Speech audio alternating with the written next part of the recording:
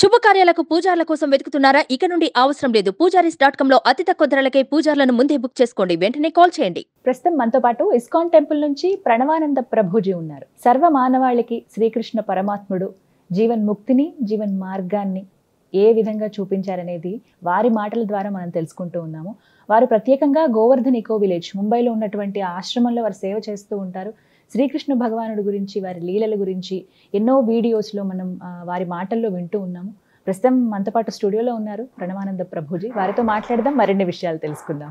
నమస్కారం ప్రభుజీ. హరే కృష్ణ. నమస్కారం అండి. ప్రభుజీ, గోదాదేవి గురించి అలాగే ధనుర్మాస విశిష్టత గురించి తెలియచేయండి. చాలా వైభవంగా జరుగుతాయి ధనుర్మాసం అంతా కూడా. ప్రత్యేకించి వైష్ణవ ఆలయాలన్నీ కూడా పండగలా ఉంటుందన్నమాట. ఆ వాతావరణం అంతా, ఆ మాసం అంతా చాలా ప్రత్యేకమైన పూజలు జరుగుతూ ఉంటాయి కదా. విశిష్టత మాకు తెలియచేస్తారా? తప్పకుండా. శ్రీ విష్ణు చిత్త కులనందన కల్పవల్లి శ్రీరంగరాజ హరిచందన యోగదృశ్యాం సాక్షాత్ క్షమా కరుణయా కమలాభినాన్యాం గోధాం అనన్య శరణం శరణం ప్రబద్ధే. గోదాదేవి యొక్క అద్భుతమైన చరిత్ర, గోదాదేవి యొక్క భక్తి. కర్కటే పూర్వ ఫాల్గుణ్యాం తులసీ కాననోద్భవాం పాండ్యే విశ్వాంబరాం గోదాం వందే శ్రీరంగనాయకి అని అంటారు. గోదాదేవి మనకి పాండ్య దేశంలో శ్రీవెల్లిపుత్తూర్ అనే ప్రదేశంలో, తమిళనాడులో విష్ణు చిత్తులు అని వాళ్ళ నాన్నగారు, ఆయనకి ఆవిర్భవించింది ఒక తులసి కోటలో, ఒక వనంలో, తులసి వనంలో ఆవిడ ఆవిర్భవించింది అనమాట. అయితే ఆయన ప్రొద్దున పూట వెళ్ళేసరికి ఈ చిన్ని పాప అక్కడ దొరికిపోయింది. ఎలా అయితే సీతమ్మ తల్లిని పెంచారో అలా విష్ణు చిత్తులు కూడా గోదాదేవిని పెంచుకున్నారనమాట. పెంచుకొని చక్కగా, ఆయన చాలా గొప్ప భక్తులు, పెరియాల్వార్ అని అంటారనమాట. పెరియాల్వార్ ఎంత భక్తి అని అంటే, మనం భగవంతుడి దగ్గరికి వెళ్ళినప్పుడు ఏం చేస్తామండి, వెంటనే మన దగ్గర ఉండే కోరికలన్నిటినీ చిట్టా ఇప్పేసి నాకు ఇది చేయించు, నాకు ఇది చేయించు, నాకు ఇది చేయించు అని అడుగుతారు. కానీ పెరియాల్వార్లు భగవంతుడు ఈయనని చూడ్డానికి వస్తే ఏమని ప్రార్థన చేశారు తెలుసా? అయ్యా స్వామి, నీకు దిష్టి తగలకుండా ఉండాలి, వీళ్ళందరూ నిన్ను చూసినప్పుడు జాగ్రత్త, నువ్వు జాగ్రత్తగా ఉండాలి అని స్వామికి మంగళ శాసనాలు చేసిన భక్తుడు అనమాట విష్ణు చిత్తులు. అది నిజమైన ప్రేమ. భగవంతుడి కోసం మనం ప్రార్థన చేయటం, మన కోసం మనం ప్రార్థన చేసుకోవటం కాదు, స్వామి బాగుండాలి అని ప్రార్థన చేసిన గొప్ప భక్తుడు పెరియాల్వార్లు అనమాట.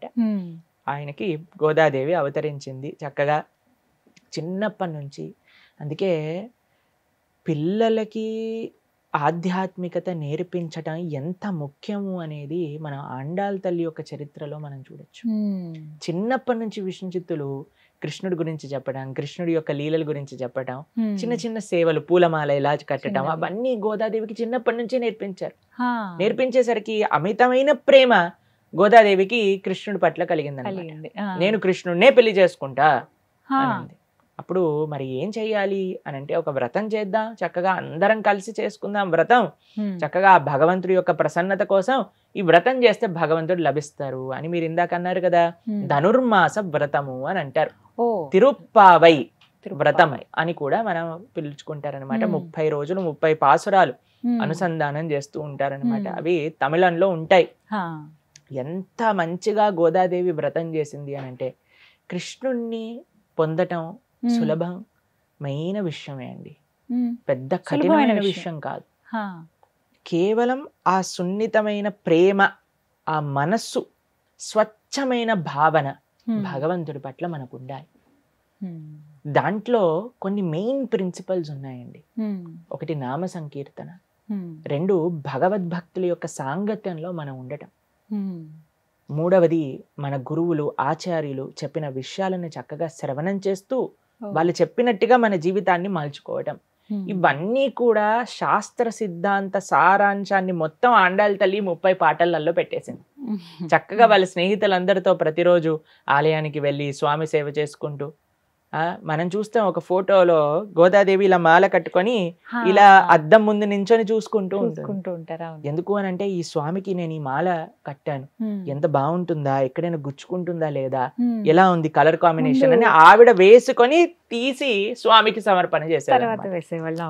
కొన్నిసార్లు అండి మనం సేవ చేసేటప్పుడు, అరే భగవంతుడే కదా అని మనం పూలు ఇలా వేసేస్తూ ఉంటాం, లేదా ఏదన్నా నైవేద్యం చేసినప్పుడు సరే మనం ఏమి అంత పట్టించుకోం.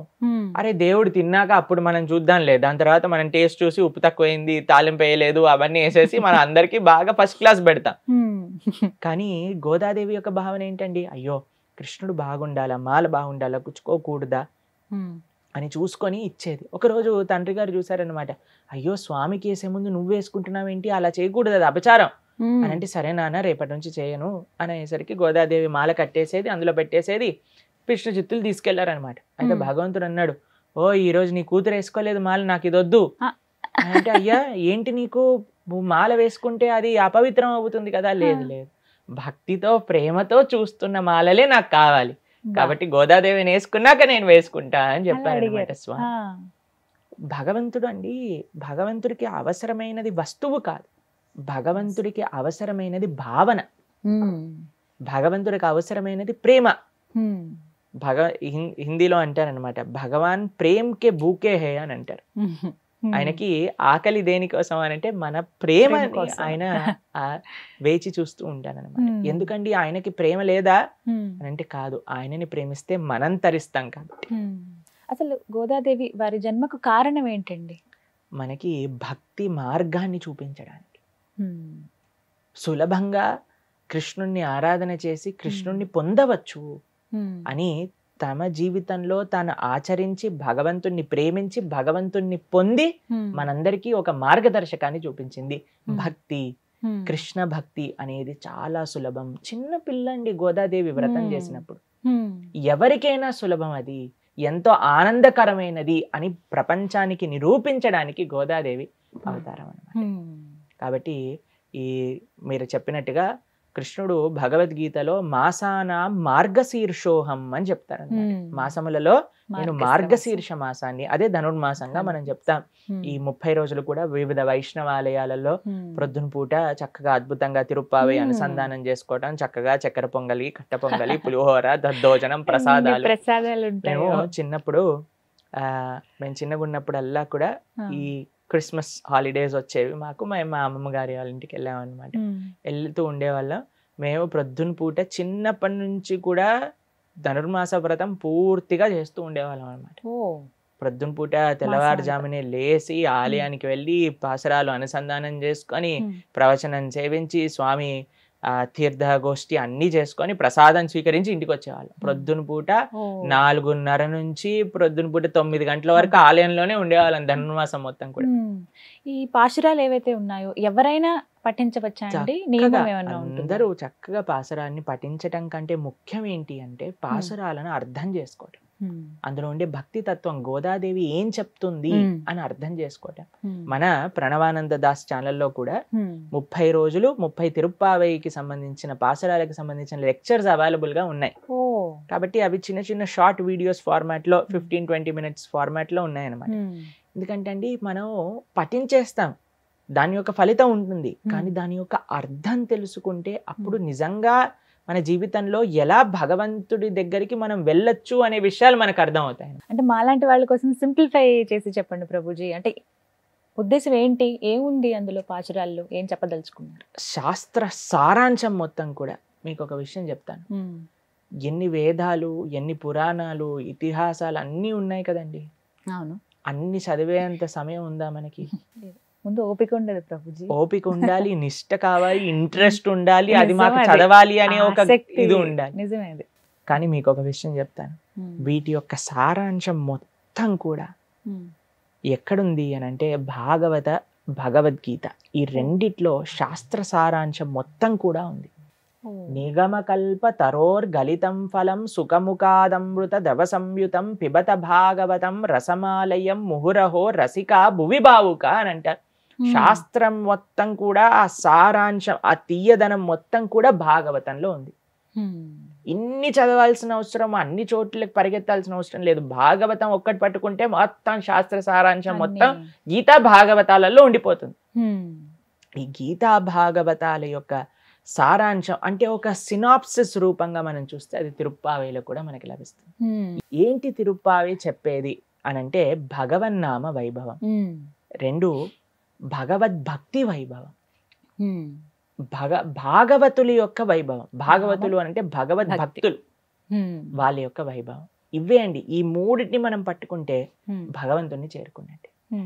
ఇవే పాశురాల్లో మనకి ఇవే కనిపిస్తాయా? పాసరాలలో వివిధ రూపాలలో ఎంత బ్యూటిఫుల్ గా ఆండాల్ ఎక్స్ప్లెయిన్ చేస్తుంది అని అంటే అంత బ్యూటిఫుల్ గా చెప్తుంది. ప్రభుజీ తమిళంలో ఉంటుందన్నారు కదా, అంటే మేము మాలాంటి వాళ్ళు చదువుకోవడానికి వీలుగా తెలుగు కానీ సంస్కృతంలో కానీ వింటూ వింటూ వస్తే వచ్చేస్తుంది. అంతే. అంత ఈజీ కాదు. మేము కూడా చిన్నప్పుడు ఆ గోదా ఆసరాలు నేర్చుకున్నప్పుడు కొద్దిగా సమయం పట్టింది, కానీ వచ్చేసింది. కాబట్టి అందరూ ప్రయత్నం చేయొచ్చు, అందరూ నేర్చుకోవచ్చు. నాకు ఒకసారి ఒకరితో మాట్లాడుతున్నాం అనమాట. నేను డాన్స్కి వెళ్తున్నాను ప్రభుజీ అని చెప్పారనమాట. అయితే ఏం డాన్స్కి వెళ్తున్నావు నువ్వు అని అంటే ఏదో జుంబా అని ఏదో చెప్పారనమాట. అదే నన్ను ఇదేంటబ్బా నేను ఎప్పుడు వినలేదు, ఇదే వెస్ట్రన్ డాన్స్ ఫార్మ్ ప్రభుజీ అని అంటే ఈజీ అయినా లేదు ప్రభుజీ కొద్దిగా కష్టపడాలి కానీ వచ్చేస్తుంది అని చెప్పారనమాట. అప్పుడు నేను అనుకున్నా, ఒకళ్ళు ఒక డాన్స్ నేర్చుకోవడానికి ఒక వెస్ట్రన్ కల్చర్కి సంబంధించిన దానికి ప్రయత్నించి నేర్చుకొని చేస్తున్నారే, అలాంటప్పుడు మనం భగవంతుడికి సంబంధించిన ఏ భాషలో ఉంటే ఏముందండి? తమిళంలో ఉన్నా, వ్రజభాషలో ఉన్నా, బెంగాలీలో ఉన్నా, ఒడియాలో ఉన్నా నేర్చుకోదగింది. ఎందుకంటే మనం స్వామి ప్రేమికులం కాబట్టి. మనకు ఆసక్తి ఉంటే ఖచ్చితంగా తప్పకుండా నేర్చుకుంటారు. ఆ సంకల్పం అనేది ఉండాలి. కాబట్టి ఈ తిరుప్పావై ధనుర్మాస వ్రతం అనేది చాలా అద్భుతమైన విషయం. ఆండాళ్ తల్లి చెప్పిన విషయాలు తిరుప్పావైలో ముఖ్యంగా వినటం చాలా ముఖ్యం. ఏ సమయంలోనైనా ఇలా మేము ఆడియో పెట్టుకుని వినొచ్చు, తప్పకుండా వినొచ్చు. ఈ ధనుర్మాసంలో చక్కగా మనం భగవంతుడి యొక్క ఆరాధన విశేషంగా చక్కటి నియమాలను పాటిస్తూ మంచిగా స్వామి దగ్గరికి వెళ్ళే మాసాలు ఈ కార్తీక మాసం, ఇటు ధనుర్మాసం. ఈ రెండు కూడా కృష్ణుడికి ఎంతో ప్రీతికరమైనవి అన్నమాట. ఈ 2 మాసాలు కూడా మనం చాలా బ్రహ్మాండంగా కాన్షియస్ గా ఉంటే ఇయర్ అంతా కూడా ఆ కాన్షియస్నెస్ మనకి ముందుకెళ్ళడానికి యూస్ఫుల్ గా ఉంటుంది. న్యూ ఇయర్ లాంటి డిస్ట్రాక్షన్స్ మనం పక్కన పెట్టి మనం ధనుర్మాసం పైన ఫోకస్ చేస్తే అప్పుడు ఖచ్చితంగా బాగుంటుంది అంటారు. చాలా చక్కగా చెప్పారు ప్రభుజీ. నమస్తే. హరే కృష్ణ.